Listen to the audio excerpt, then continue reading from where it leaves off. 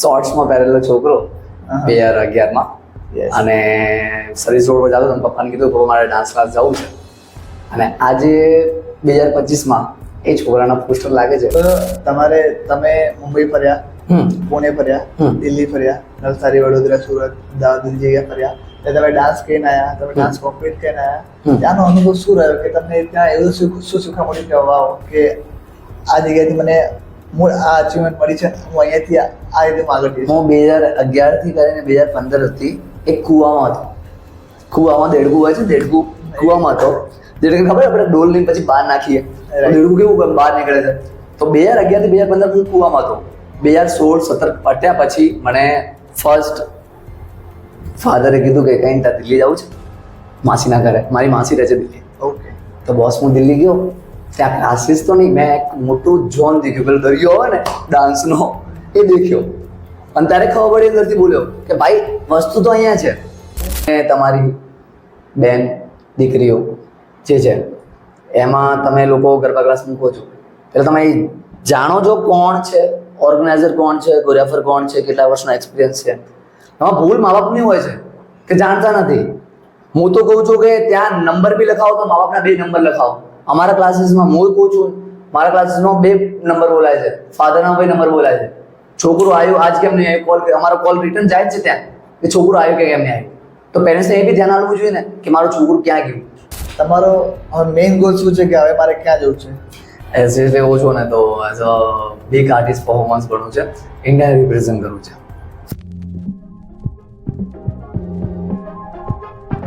તો smiley, welcome to the show. કેમ છો સર? બસ મજામાં.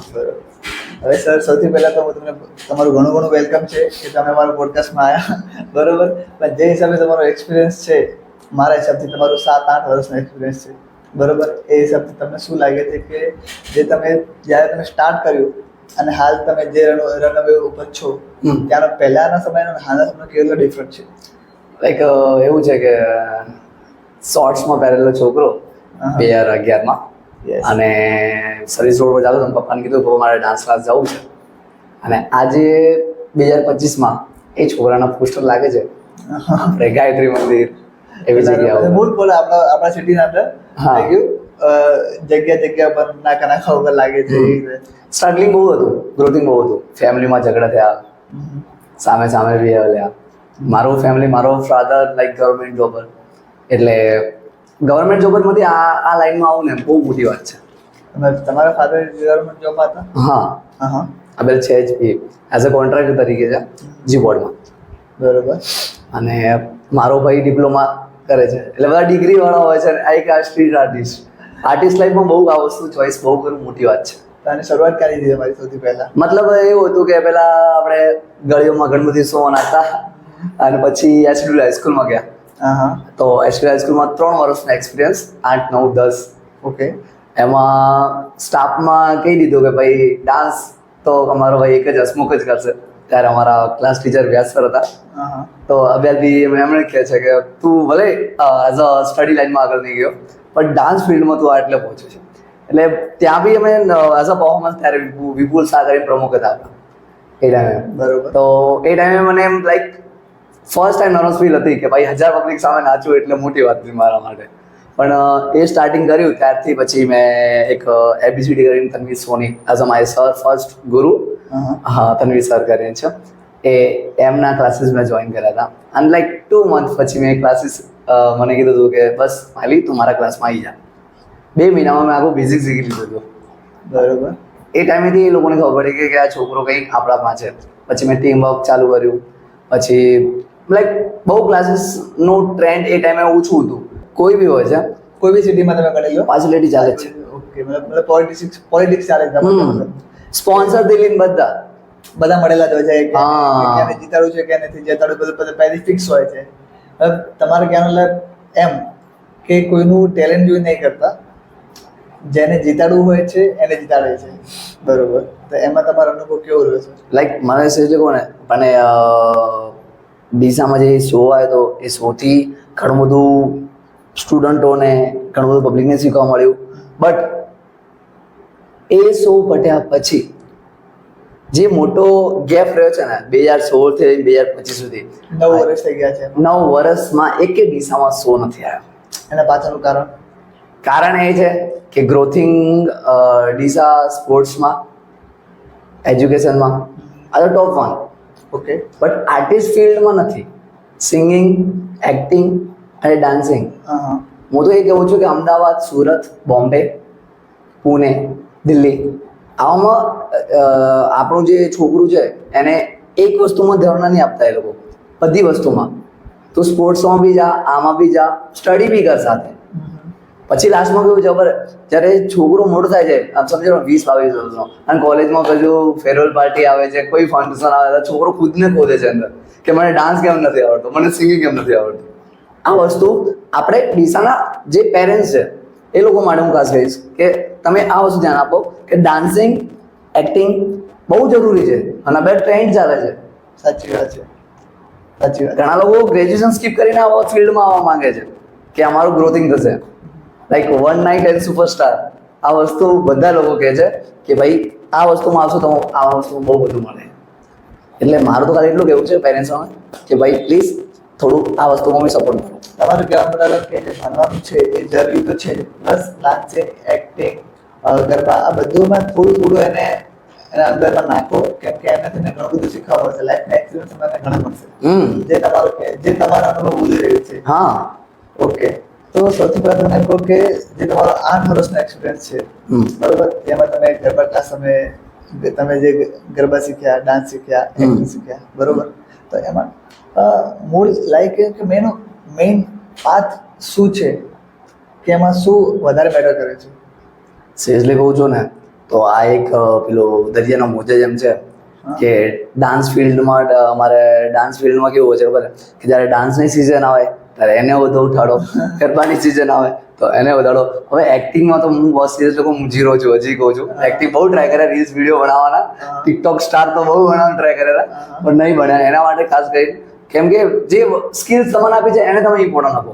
અને ખાસ કરીને હું ડાન્સમાં ગરબા ક્લાસીસ, હા ડીસામાં મોસ્ટ ઓફલી અમે લોકો એક એટલું કહી શકીએ છીએ કે અમે ક્વોલિટી તો આપીએ જ છીએ, બટ સ્ટુડન્ટ્સને ડીપલી ટીચિંગ કરાવવું હોય ને તો ડીસામાં મોસ્ટ ઓફલી તો અમારું સ્ટાર્ટિંગ અમારું પહેલું જ એવું કહેવાય તો VS ગરબા ક્લાસ, જે અમારા વિશાલભાઈ શાહ કરીને છે. એટલે બધા આખું અમારું ટીમ વર્ક હતું આખું સાથે. ધવલ સર છે, રવિ સર છે, હું છું, ચિરાગ સર છે, બધા ભેગા હતા. બટ એ જે 2022માં અમે જે કર્યું હતું ને બોસ, લોકો એ જ કીધું હતું, અભ્યાલ બી કહે છે કે સર VS પાછું આવવું જોઈએ. ભલે નામ ચેન્જ કરો, કંઈ બી કરો, પણ તમારો એક જે ટીમ વર્ક છે એ પાછું આવવું જોઈએ. એટલે ગરબા ક્લાસ એ વસ્તુ છે. VS પછી એક દાંડિયા ડેઝલ કઈ આવ્યું હતું, એ તમારું જ છે ને? દાંડિયા ડેઝલ મારું જ છે. એ કયા વર્ષમાં આવ્યું હતું? 2023. પછી VS હતો, 2023માં તમે દાંડિયા ડેઝલ ખોલ્યું. મેં એમાં મેનો હતા તમે હતા? ઓનરશિપમાં મારો નિયર ખત્રી અને હું હતો, 2 જણા હતા. બરોબર. અને એમાં એક વસ્તુ મેન પોઈન્ટ શું ખબર કે મેં પહેલા બી કીધું હતું વિશાલ સરને કે સર પ્લીઝ VS ખોલો, બટ વિશાલ સર એમ કહેતા હતા કે નહીં આ વખતે આપણે થોડું ગેપ રાખીએ. તો એના પછી અમારું કોરિયોગ્રાફરનું કેવું ખબર કે જો તમે પબ્લિકના આંખોમાં ના આવ્યા તો તમે હાઈડ થઈ જશો. તો મારું 2023 એ વસ્તુમાં કેવી રીતે નીકાળું, એટલે પછી મેં મારું ખુદનું ડાયના રિઝલ્ટ નીકાળ્યું. અને ડાયના રિઝલ્ટ નીકાળ્યું બોસ, બહુ સારા એક્સપિરિયન્સ રહ્યા. ફર્સ્ટ યર તમારે એવું લાગે કે ભાઈ આપણે પહેલો જ ઝંડો જીન ફરકાઈ દઈએ, બટ એ નહોતું. અમે કહીએ તો મારું ગ્રુપ બી સારું હતું, એક્સપિરિયન્સ સારો રહ્યો. બટ આ ડીસાની વાત નથી કીધો, ઓલ ગુજરાત ગરબા ખેલાવ્યો અંગત એક ચીટિંગ તો થાય જ છે આ વખતે. શું ચીટિંગ થાય છે? ચીટિંગ એવી છે કે હવે સિરિયસલી કહું છું ને કે તમે જે કોમ્પિટિશન રાખો છો કે તમે ટ્રોફીની વાત કરો છો, આમાં એ વસ્તુ છે કે તમે જે જજને બોલાવો છો એને તમે પૈસા આપીને બોલાવો, કંઈ બી આપીને બોલાવો, જજનો માયને કેવો હોય છે કે જજ જે કે એ જ, પણ એવું નથી. એઝ અ કોઈ બી ગરબા ઓર્ગેનાઇઝર કહું, કોઈ બી કહું છું, આમાં 3 લિસ્ટો હોય છે.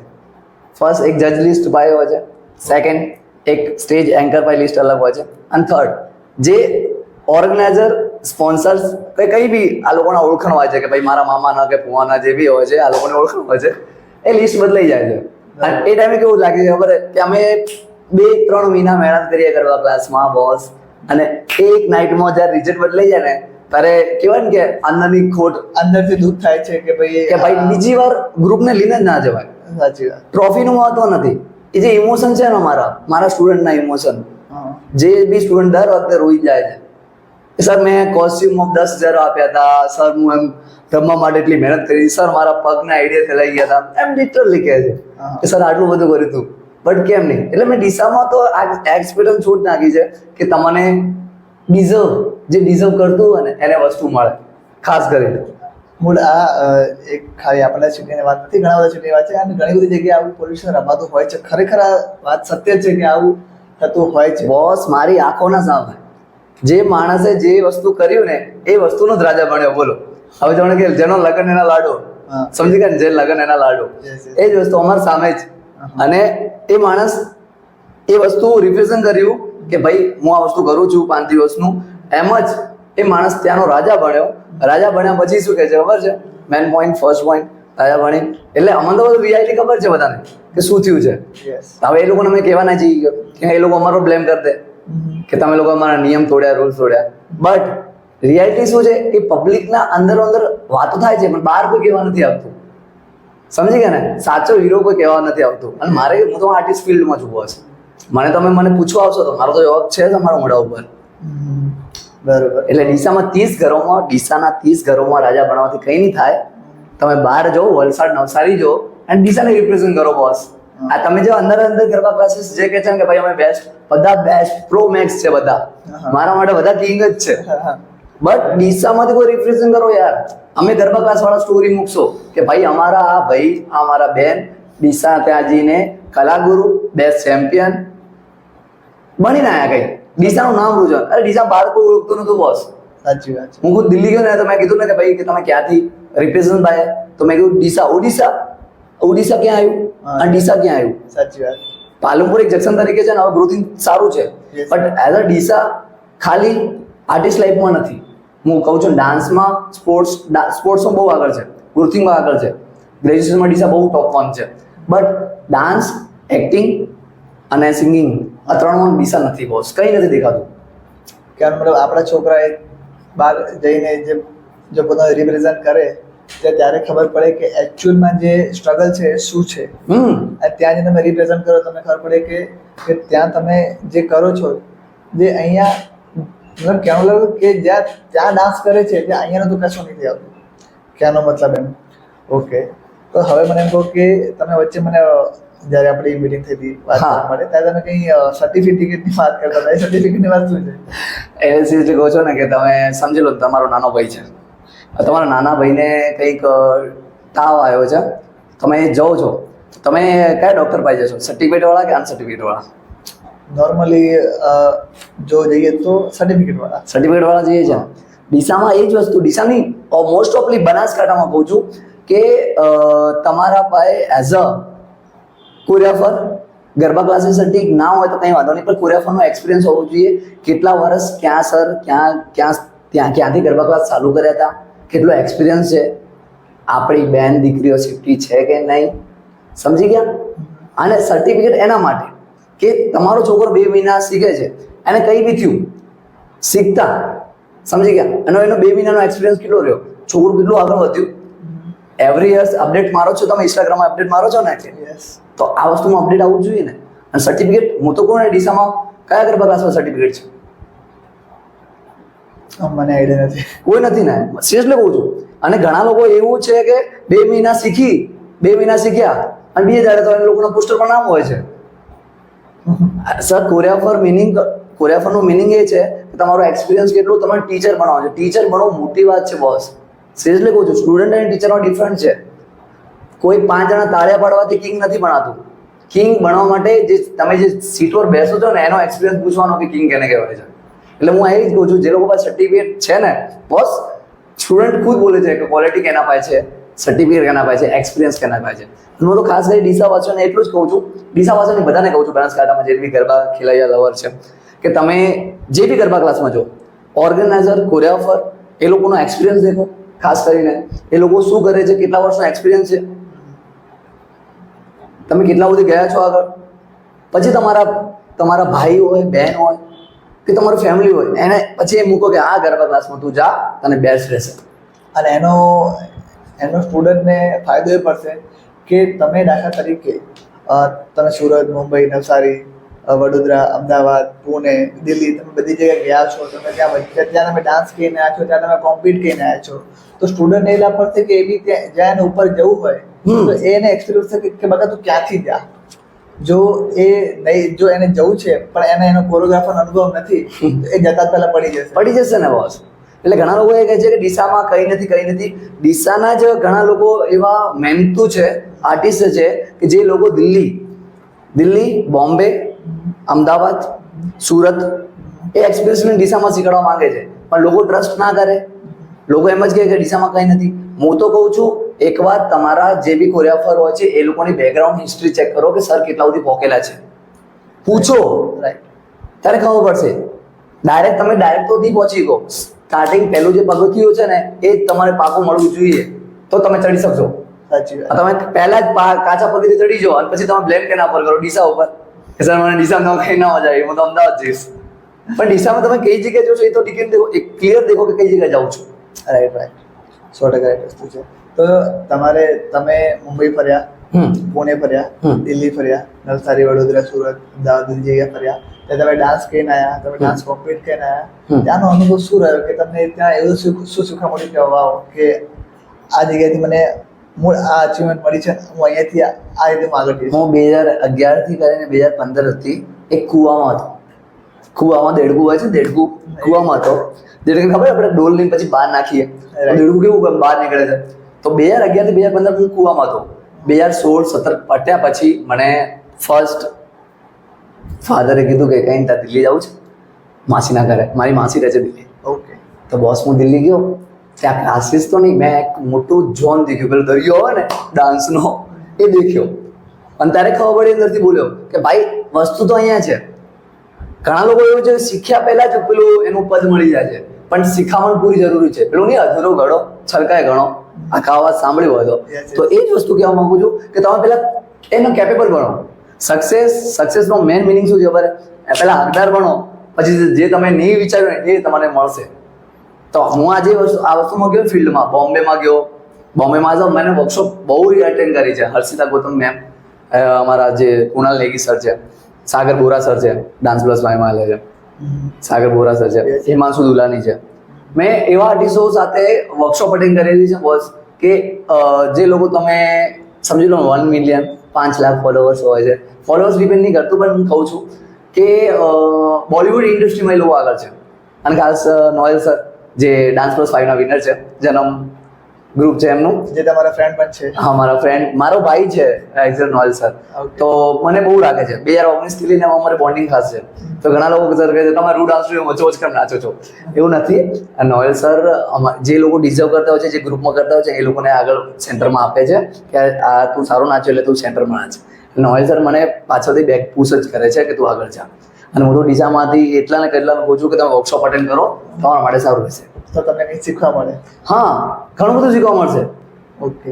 હવે જે બી મેં તમારા વિડીયોઝ જોયા છે જેમાં તમે ડાન્સ કરતો હો કે ગરબા કરતા હો છો, તમે એકદમ દિલથી કરતા હો છો. તો કેમ મતલબ એકદમ મૂડથી કરતા હો છો. ક્યારે બી મેં તમે એવું વિડીયો નહીં જોયું કે તમે મૂડ વગર કરતા હો, એકદમ ખુલ્લા દિલથી કરતા હો છો. તો એનું પાછળનું કારણ શું છે કે મેઇન કે તમે જ્યારે બી ડાન્સ કરતા હો છો કે એકદમ પરફેક્શન આવે છે? સિરિયસલી કહું છે ને કે ડાન્સ એ એવું છે કે મા દીકરાનો બોન્ડિંગ દેખ્યો છે ને. યસ. સિરિયસલી કહું, મારી લાઈફમાં મેં ડાન્સ, અમે ખાલી ગણપતિ શોમાં પેલા નાચતા એ નથી ખબર કે ડાન્સ શું છે. હવે એવું છે કે ડાન્સ કર્યા વગર ઊંઘ નથી આવતી.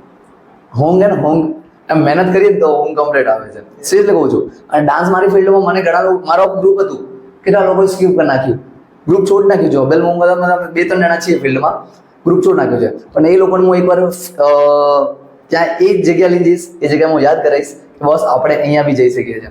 હું નેવર ગિવ અપ. હું એક વસ્તુ ફર્સ્ટ બિલીવ યોર સેલ્ફ, ખુદના ઉપર ભરોસો કરો. અને મને ડાન્સ ફિલ્ડમાં તમે જે કીધું છે કે ડાન્સ એવું શું છે, મારું બોન્ડ છે ને, હું એમ જ કહું છું કે લાસ્ટ જ્યારે હું મરું ને તો બી મારા મોત ઉપર ડાન્સ થવો જોઈએ. સિરિયસલી કહું છું. અને આજે તમે બોલ્યા એ ઘણા આર્ટિસ્ટ નથી બોલી શકતા, કે ઘણા આર્ટિસ્ટ સાથે છુપાયેલો છો કે આવું એક પાથ કે ક્યાં એને શોધીએ. એ તો રાઈટ વસ્તુ છે. Very respect for you. આ બધું બોલી શકો છો. ઓકે, તો સૌથી પહેલા હવે વાત એમ છે કે તમારી મધર સાથેનું બોન્ડિંગ કેવું છે? શું એ કે તમારી મા સાથે શું બોન્ડિંગ છે કે તમે પોતાની પહેલા તો ખાસ કરીને કહું છું, મારા મમ્મી આ વિડીયો જોશે ને તો મને પહેલા જ કહેશે કે તારે નતું કેવું. હવે સિરિયસલી કહું છું, મા ઇઝ મુકેમ્બો. માને ખુશ રાખવી મોટી વાત છે. બટ મારી મમ્મી એવી છે કે મને પહેલા સ્ટાર્ટિંગ જ્યારે હું શોર્ટ્સ પહેરીને પપ્પાને પૂછ્યા વગર ડાન્સ ચાલતો ને, તો પાછી જ્યારે માર પડતી ને, તો એ માં વચ્ચે આવીને મારી મમ્મીએ મને એવી જગ્યાથી મને સપોર્ટ કર્યો છે ને બોસ, કે મારા પાસે પૈસા નતા હોતા, નતા ઓડિશનના કે વર્કશોપના, તો મને સાવડી કે 1000 રૂપિયા રાખ. આ મારી માં છે. અને એવું નથી થતું કે ડાન્સ માટે, મને બધી જગ્યાએ, મને એવી જગ્યાએથી મને મારી માએ મને એમ હાથ આપ્યો છે ને કે મોબાઈલ બી સિરિયસલી કહું ને, ઇમોશનલ વાત છોડો, પણ જે યારે કોઈને જરૂર હોય ને ત્યારે માં જ આગળ આવી. મા બાપ સૌથી મોટું પદ મા બાપનું જ છે.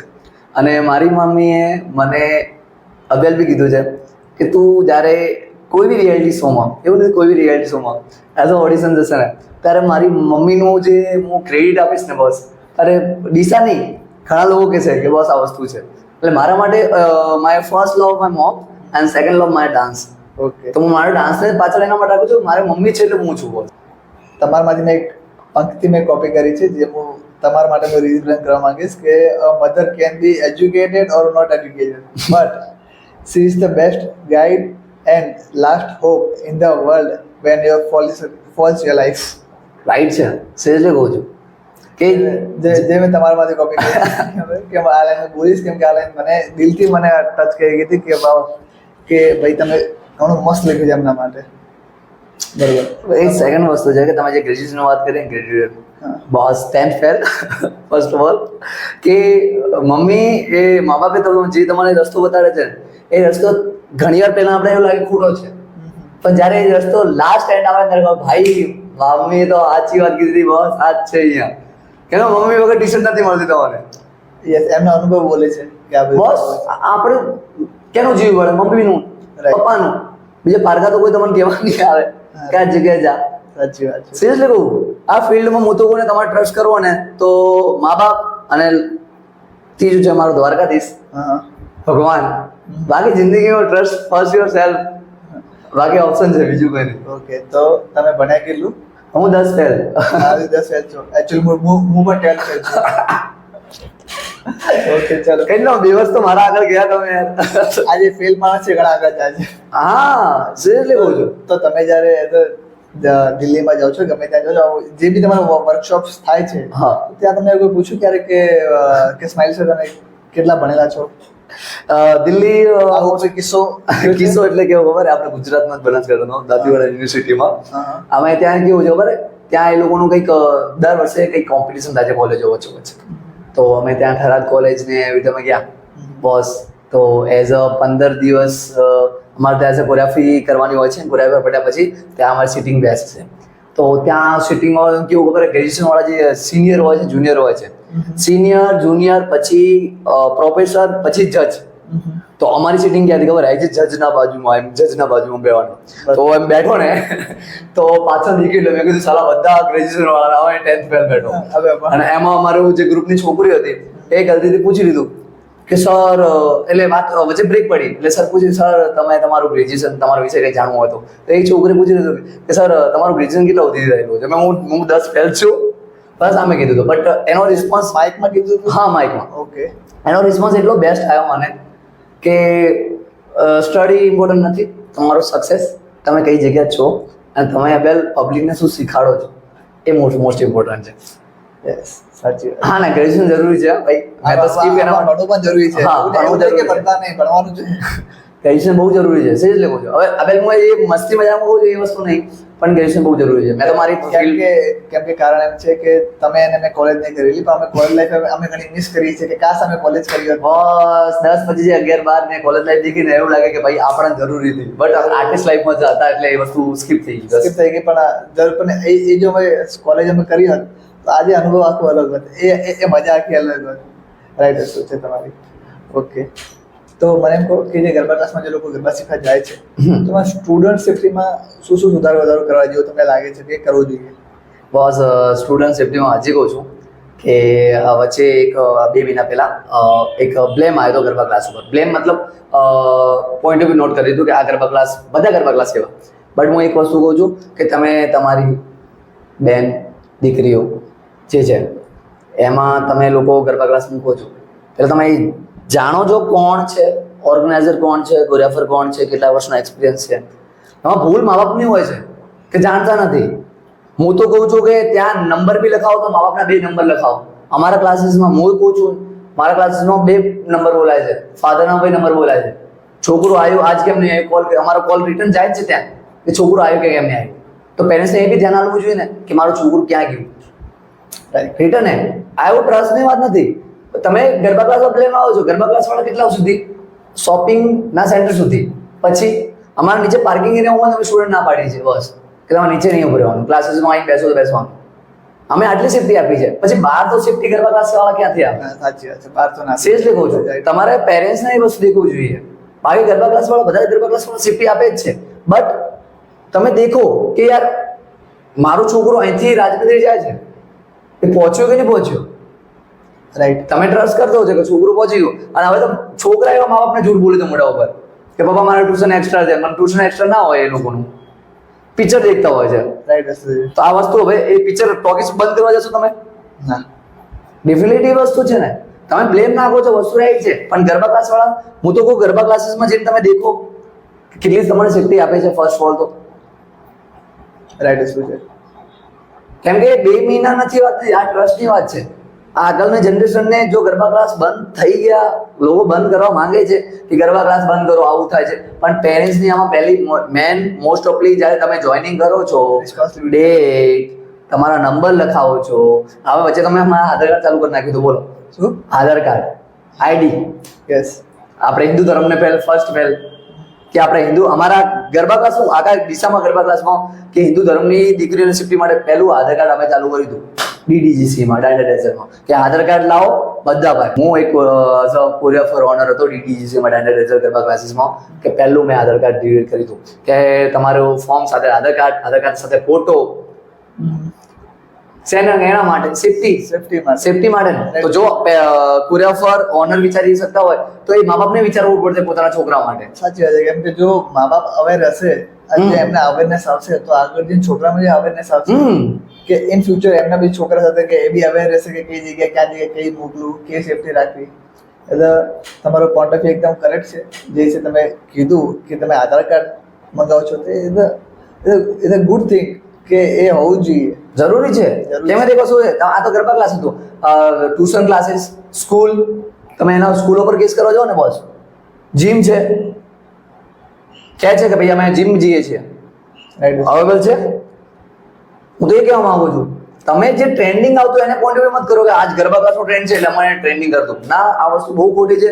સિરિયસલી કહું છું, કોઈનું કરિયર, કોઈની ક્રેડિટ ઉપર આંગળી ઊંચી કરતા પહેલા 70 વખત વિચારો કે બોસ ના કરાય. કેમ કે એ લોકો સામેથી સેફટી, અમારે તો ભાઈ દેખો તમારા સ્ટુડન્ટ એ મારા ભગવાન બરાબર હોય છે, કેમ કે અમે લોકોને એને એ વસ્તુ 2 મહિના શીખવાડી છે જે વસ્તુ એ બહાર શીખવા માંગે છે, અમદાવાદ, બરોડા, એ વસ્તુ છે. અને મારા બોન્ડિંગમાં મારા સ્ટુડન્ટનું બધાને ખબર છે કે સ્માઇલી સર કેટલું એક્સપિરિયન્સ વાળા છે, કેટલું શીખાડે છે. શું હું તો એટલું કહું છું, એક્ટિવિટી એટલું બી કરાવું છું કે એવરી વીકેન્ડ અમે સન્ડે જે થીમ કરી છે ને, એમાં એકલી થીમ નથી હોતી કે ભલે ખબર white and black, red and black જે થીમ ચાલે છે, એમાં અમે એકલી થીમ નથી કરાતા. સ્ટુડન્ટને ઊભા કરીને શાયરી, એક્ટિંગ કરો, તમારું સ્કિલ્સ બહાર નીકાળો. આટલું મેં સપોર્ટ કરીએ છીએ. તો બી અમને લાસ્ટમાં શું મળે છે કે આ ગરબા ક્લાસ વાળા, અરે ગરબા ક્લાસ વાળાની વાત નથી યાર. ફર્સ્ટ ઓફ ઓલ મા બાપની જવાબદારી બને છે કે મારું છોકરું ક્યાં ગયું. અને હું તો કહું ને, લેવા મૂકવાનું રાખો બોસ. પહેલા તો તમે હજી પેલો 8માં ભણતો છોકરું તમે એને ગાડી આપી દો છો, ફેસ્ટ કે નહીં, લેવા મૂકવાનું રાખો, જવાબદારી નિભાવો. ફોનના જે ફોન તમારા હાથમાં છે ને, એના ફોનના કારણે ઘણા લોકો મા બાપને દેખવાનું ભૂલી ગયા છે. છોકરા મા બાપ કે છોકરા ક્યાં જાય છે, પછી છોકરું જયારે હાથમાં નીકળી જાય તો ભાઈ કે છે ઓ આ તો મોટી ભૂલ થઈ ગઈ. રાઈટ વસ્તુ છે, કેમ કે આમાં જે નાના છોકરાઓ છે, જે નવા બોર્ન થયા છે, તમે જોતા હશો કે ઘણા બધા છોકરા હોય જે નાના બાળકો છે, જે 1-2 વર્ષના છે, પણ મોબાઈલમાં એટલું એટેચ થઈ ગયા છે કે એની બહાર નથી નીકળી શકતા. 10 વર્ષનો છોકરો એને સ્નેપચેટ એક્ટિવિટી કરી નાખ્યું છે, ઇન્સ્ટા એક્ટિવિટી કરી છે. અમે 12માં ભણતા હતા, સોરી 10 ફેલમાં એક્ઝેક્ટલી, સોરી, જ્યારે હું એક્ઝેક્ટલી 20 વર્ષનો થયો ને 20 વર્ષનો હા. ત્યારે પપ્પા મને સેમસંગ નો ડોગલાનો ફોન આવ્યો હતો સેમસંગ વાળો બટન વાળો કીબોર્ડ કીબોર્ડ. એ ટાઈમે 20 વર્ષનો અને એ ટાઈમે મેં ખાલી કેના માટે ખબર હું ઓડિશન જોઉં છે ને તો કોલ વાપર વાત થઈ કે તું પોકે કે નહીં પોકે ઓકે યસ યસ યસ. 20 વર્ષનો અને અભ્યાસ 8 વર્ષનો છોકરાને ઇન્સ્ટા આઈડી ઇન્સ્ટા આઈડી છે. બોસ અને કે છે સર તમારે રિક્વેસ્ટ મૂકી તમે એક્સેપ્ટ કેમ નહીં કરતા ફોલો બેક આપો કે Follow back આપો. અમે વિચારવા પડી જઈએ ઘણીવાર કે સારું આ ક્યાં ક્યાં જાય છે સિરિયસલી કહું છું જે કેમ કે જે અમારા મા બાપ છે જે આપણા મા બાપ છે જે 90s ના બરોબર એના મા બાપ ખરેખર અવેર છે કેમ કે એ લોકો આપણને મોબાઈલ નતા આપતા બરોબર જ્યારે આપણે 20-25 વર્ષ હતા ત્યારે આપણે સમજદાર થયા ત્યારે આપણા હાથમાં મોબાઈલ આપ્યો કે હવે તમે વાપરો બરોબર. હાલના જનરેશનમાં શું છે કે નાની ઉંમરમાં મોબાઈલ આપી દે છે. અને બીજી વાત શું છે કે હાલના અમુક સ્કૂલ્સમાં એવું થાય છે કે ભાઈ એનો ઓનલાઈન ક્લાસીસ લેવામાં આવે છે તો મોબાઈલ આપવું પડે છે. સાચી વાત છે તો ઘણી બધી વાત છે પણ આમાં મા બાપને હવે રહેવું પડે કેમ કે એ એનો ફ્યુચરનો સવાલ છે. ખાલી એક પોઈન્ટ એવું કહીશ તમને કે આ જનરેશનના મા બાપ અને ગઈ જનરેશનના જે ગઈ જનરેશનના મા બાપ હવે નહીં મળે નહીં મળે. સિરિયસલી કહું છું ભલે આપણી ફિલ્ડ આવે છે આપણે મા બાપ બનીશું વસ્તુ રાઈટ છે પણ જે આપણા મા બાપ હતા જે લોયલ્ટી નિભાવતા હતા જે આપણું ધ્યાન આપતા હતા હવેના મા બાપ ધ્યાન નથી આપતા સિરિયસલી કહું છું એ લોકો બહુ એક્ટિવ બહુ બિઝી છે પોતાની ફિલ્ડમાં પોતાના પૈસાના કરિયરમાં બટ પ્લીઝ 24 કલાકમાંથી કંઈ નહીં પણ અડધો કલાક તમારા છોકરાને આપીને પૂછો કે દિવસમાં તે શું કર્યું અને તારો તને શું છે કે હવે છોકરું ક્યારે બીજે ક્યારે બહાર જાય છે જ્યારે મા બાપ એને ટાઈમ નહીં આપે તો છોકરો બીજે બહાર જવાનો છોકરાનું ભૂલ નથી જ છોકરા ભૂલ નથી. સિરિયસલી કહું છું મા બાપે એક સાથે 24 કલાકમાં વધારે 1 કલાક ટાઈમ સ્પેન્ડ કરવો જોઈએ છોકરા સાથે ત્યારે છોકરો બી ખુલતી ગઈ કે પપ્પા મારે આ ભૂલ છે મારે આ છે એ વસ્તુ છે રાઈટ શું છે 100% કે ઘણા લોકો નાની ઉંમરમાં ઘણા લોકો ઘણા બીજા લતે ચડી ગયા છે રાઈટ. ગેમ ઝોનના લતમાં છે નશાના લતમાં છે. નશાના લતમાં છે પછી કહે સર મારે આવું થઈ ગયું પૈસા લઈ ગયા આ લોન લઈ લીધી ત્યાં લઈ લીધી પણ મા બાપ આગળ તમે શેરિંગ તો કરો બોસ અને મા બાપ એના આગળ વાત તો કરો યાર અને ઘણા એવા કિસ્સા થાય છે જેમાં બાળકો આપઘાત કરી નાખે છે. બહુ અબેલ ટ્રેન્ડિંગમાં જે સુસાઇડ છે બધું સિરિયસલી કહું છું Right વસ્તુ છે. જેમાં મા બાપને ઘણું બધું હવે રહેવાની જરૂર છે. અને પછી મા બાપને આપઘાત લાગે છે એકનો એક છોકરો આપઘાત લાગે છે ઓકે તો તમે જે રીતે વાત કરી કે સૌથી પહેલા તમારો દાંડિયા ડેઝલ્સ તમારો ગરબા ક્લાસ હતું જેમાં તમે આધાર કાર્ડ થી તમે એન્ટ્રી કરાવતા છોકરાઓને બરોબર તો Right. મેઇન વાત એ શું કે ચલો ઠીક છે એ તો બધાની અલગ છે તમારો હવે મેઇન ગોલ શું છે કે હવે મારે ક્યાં જવું છે? એઝ એટલે એવું છું ને તો as a big artist performance કરવું છે ઇન્ડિયા રિપ્રેઝન્ટ કરવું છે ફર્સ્ટ ઓફ ઓલ તો ઇન્ડિયા રિપ્રેઝન્ટ કરવું છે ઓકે ઇન્ડિયા રિપ્રેઝન્ટ એવું છે કે જે ઇન્ડિયાનો ફ્લેગ લઈને નીકળીએ ને આપણે મારી લાઈફનો બેસ્ટ મોમેન્ટ એ છે સવારના 4:30 વાગે ઉઠીને એરપોર્ટમાં મહેનત કરવી ને ડીસાના એરપોર્ટમાં અમે દોડવા જઈએ છીએ એટલે ત્યાં હું એઝ અ વર્કઆઉટ કરું છું એટલે એક એમ છે કે ભાઈ ડીસામાં as a solo dance championship એટલે ડીસાનો નહીં ઇન્ડિયાને રિપ્રેઝન્ટ કરવું છે વર્લ્ડમાં જઈને એ ફર્સ્ટ ફોર સેકન્ડ મારો as a choreographer Bollywood choreographer જે રેમો સર છે અમારા જે મારા ભગવાન છે હું તો કહું છું ડાન્સ ફિલ્ડમાં તો એક વસ્તુ કે બોલિવૂડ કોરિયોગ્રાફર એટલે બોલિવૂડ જે લોકો ટીવી પર તમે દેખે છે ને એ રીતે સાથે એમાં એ લોકોનું કામ કરવું છે right. As a Bollywood choreographer બનવું છે અને એક આર્ટિસ્ટ પરફોર્મન્સ બનવું છે બિગ લેવલ ઉપર બરોબર. તો એ જે વાત તમે ડિફાઇન કરો છો હા. પણ એમાં ફ્યુચર શું છે કહેવાનો મતલબ એમ હું વાતને ક્લિયર કરું છું કે દાખલા તરીકે તમે કોરિયોગ્રાફર છો હા. તમે ડાન્સ ટીચર છો બરાબર હા. તો આમાં હવે પબ્લિકને તમે એમ સમજાવો કે અહીંયા એમાં ફ્યુચર કેટલું સારું છે કેટલું ઊંચું દેખો future છે. ડાન્સમાં એવું છે કે તમે ડાન્સ ફિલ્ડમાં જશો તો તમારી રેપ્યુટેશન જે હોય છે ને તમારી ઇજ્જત ફર્સ્ટ ઓફ ઓલ મા બાપ છોકરાના નામથી ઓળખાશે કે બસ આ છોકરો અહીંયા રિયાલિટી શોમાં જશો આમાં બિગ રિયાલિટી શો વિનર થયા પછી તમને બોલિવૂડ આર્ટિસ્ટમાં ફિલ્ડમાં કામ મળશે ગયા કામમાં હવે તમે કહેશો કે ભાઈ મારો છોકરો આ સ્ટાર ભેગો છે કામ કરે છે આમાં થોડા 2 વર્ષ આપો અને તમે એઝ અ આલ્બમમાં કોરિયોગ્રાફર બની ગયા આલ્બમ કોરિયોગ્રાફરની સ્ટાર્ટિંગ પ્રાઇસ કહું છું 8 lakh 10 lakh amount your quality તમારી ક્વોલિટી કે તમે કોરિયોગ્રાફી કેવી કરો છો સોંગ પર એના ઉપર Yes, yes. પછી તમને એવું લાગ્યું અને ભગવાન કરે તમે ટ્રેન્ડિંગમાં આવી ગયા તો સોંગ ઉપર બોલિવૂડના સોંગ પર એક સોંગના વધારે નહીં પણ 5 કરોડ 10 કરોડ હું કહું છું ને હકદાર બનો સક્સેસના જે નહીં વિચાર્યું એ મળશે રાઈટ વસ્તુ છે. હવે જે બિગ કોરિયોગ્રાફર બોલિવૂડના મોટા મોટા સર છે ગણેશ આચાર્ય સર છે હા રેમો ડિસૂઝા સર છે હા. બોસ્કો સર છે હા વેલ દેખો સર ક્યાં છે હવે તમારે એવોર્ડ ગોસ્ટમાં તમારો આઈફા એવોર્ડ આઈફા કરીને જે બોલિવૂડનું મોટું છે સ્ટેજ શો થાય છે જેમાં એવોર્ડ મળે છે. તમે બેસ્ટ કોરિયોગ્રાફર કરીને તમારું નામ બોલાય આખા ઇન્ડિયા રિપ્રેઝન્ટમાં. તમે ઇન્ડિયાના કોઈ બી સ્ટેટમાં જાઓ તો તમને કહે છે કે સર આવો ને. બીજું શું જોઈએ તમને? સાચી વાત. પૈસા, ઇજ્જત, આ ફિલ્ડ એ છે. અને સેકન્ડ કે તમે ડાન્સ કરીને જિંદગીમાં એ વસ્તુ ડાન્સ કરીને તમે મોટું તમારું નામ કમાવો છે, મોટી વાત છે. સાચી વાત છે. અને શું કહેવાય કે રેમો સર પાછા આપણા ગુજરાતના જ છે, જામનગર મારી હિસાબથી નહીં. અમારા ગુજરાતી ભાઈઓ છે. તમારે કહેવાનું કે ડાન્સમાં ફ્યુચર ખૂબ છે, પણ એમાં એવું છે કે આપણે જે નાની સિટીમાં છે એને એટલો આઈડિયા નથી કે એ સક્સેસ શું છે, કે એનું ફ્યુચર શું છે. તો તમારા હિસાબથી લાસ્ટ ક્વેશ્ચન છે મારું હવે, કે દાખલા તરીકે કોઈ ડાન્સમાં આગળ વધવું છે, બરોબર, તને સીડી શું હશે કે ક્યાંથી કેવી રીતે આગળ વધે? પહેલા તો હું એ જ કહું, ડીસાના કોઈ બી ડીસા હોય કે આજુબાજુ ડીસાના કોઈ કોઈ બી ધાનેરા, કોઈ દિયોદર, લાખણી, કોઈ બી જગ્યાના કોઈ બી હોય છે ને, તમે પહેલા એ વસ્તુ હોય બનાસકાંઠામાં કોઈ કે જે ડાન્સ સ્ટુડિયો ક્યાં ચાલુ છે, ડાન્સ સ્ટુડિયોમાં તમે જાઓ પહેલા સ્ટાર્ટિંગ, અને તમે ત્યાં એઝ એનો જે ડાન્સ સ્ટુડિયોનો જે કોરિયોગ્રાફર હોય છે એમને પૂછો કે સર મારે આ પ્લેટફોર્મમાં જવું છે, એમનો આન્સર શું છે. અને ફર્સ્ટ ઓલ એ જ કીધું કે તમે જો એમને ક્લાસીસ જોઈન કરી, હવે ઘણા લોકો એવું છે કે તમને 6 મહિનાનું આખો બેઝિક કોર્સ આપી દે છે, બેઝિક કોર્સ આપ્યા પછી એ તમને સિનિયર તરીકે રાખી દે, એમ રાખી દે. એ લાલચમાં મત પડો તમે. એ વસ્તુ કર્યા પછી તમારે એમને કહેવાનું કે સર કે મારે જવું છે ઓડિશનમાં વડોદરા, અમદાવાદ, સુરત, 3 સિટીમાં તમે કોઈ બી ઓડિશન પાર્ટ લો, ત્યારે તમને ચેક મળશે.